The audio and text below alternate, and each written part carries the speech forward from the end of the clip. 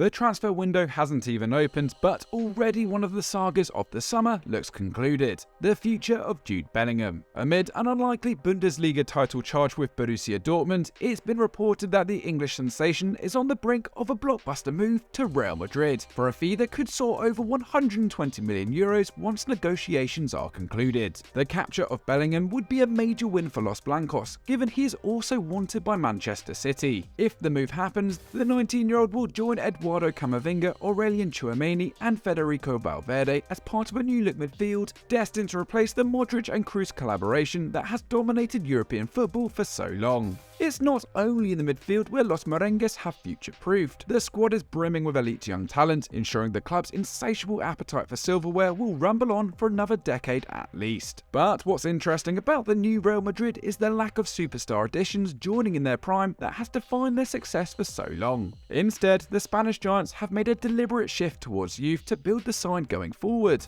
The question is, why? In this Football Daily Explained, we're digging into Real Madrid's new recruitment strategy to see how they secretly became the smartest club in Europe. No word is more synonymous with Real Madrid and transfers than Galactico. In the era of Florentino Perez, Madrid have spent big to capture the world's best players, from Figo to Beckham to Cristiano Ronaldo and Gareth Bale. Eden Hazard was arguably the last true Galactico, and the likes of Haaland or Mbappe will be labelled the same should they ever actually join. With that in mind, Galacticos will always be a part of Madrid, but the reality is that their policy of recruitment based on star power is temporarily on pause. 2018 is often considered the end of the second Galactico era. After winning an unprecedented third straight Champions League, Zinedine Zidane left the dugout, along with Cristiano Ronaldo, who signed with Juventus. 2018-19 proved to be one of Madrid's worst seasons in decades, trophyless but for the Club World Cup.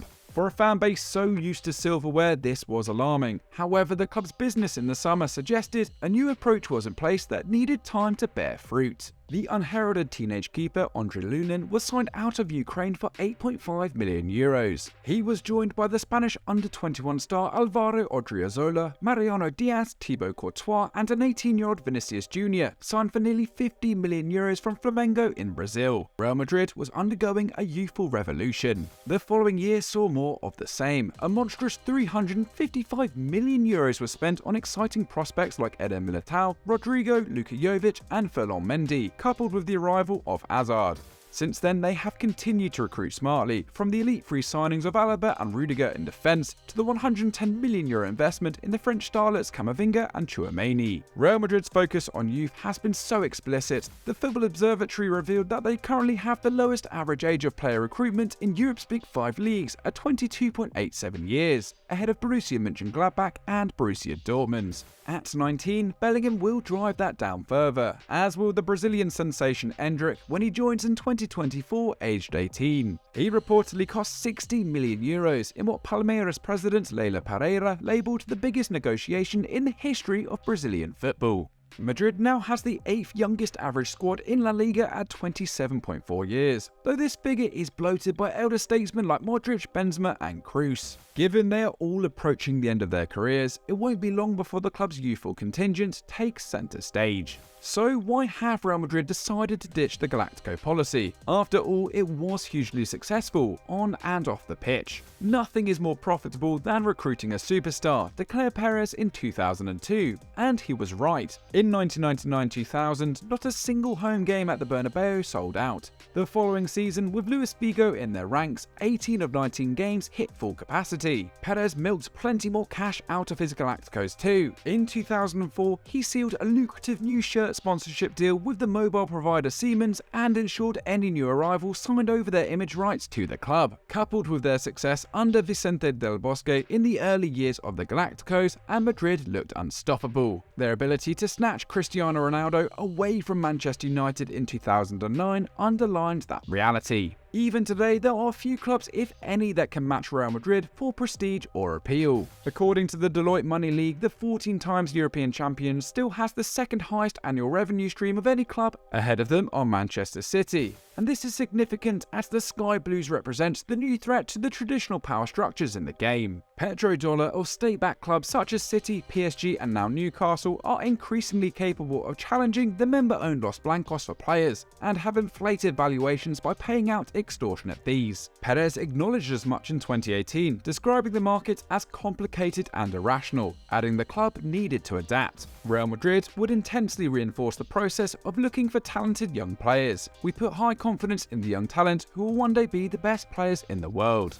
The club do have other financial issues to consider, including the impact of the pandemic plus an €800 million commitment to renovate the Bernabeu. But there are other reasons why the Galactico approach has declined. Big signings still carry big risk, and the failure of Eden Hazard to make any impact in the Spanish capital has been a raw point of failure. Signed for over €100 million, the broken Belgian has only just peaked over 50 La Liga appearances in 4 years at Madrid, with injuries proving a constant issue. Carlo Ancelotti is reluctant to play him at all, while Hazard has indicated he's happy to see out his contract at the club next season, worth a reported €400,000 a week. It's a disappointing conclusion to a disastrous transfer, hot on the heels of Gareth Bale running down his own lucrative deal. In the words of sport reporter Albert Majnau, after the poor results of the multi-million-dollar investments made by Real Madrid in the hiring of Hazard and Bale, Florentino Perez no longer spends money on established players, but on young promises that give them such good results.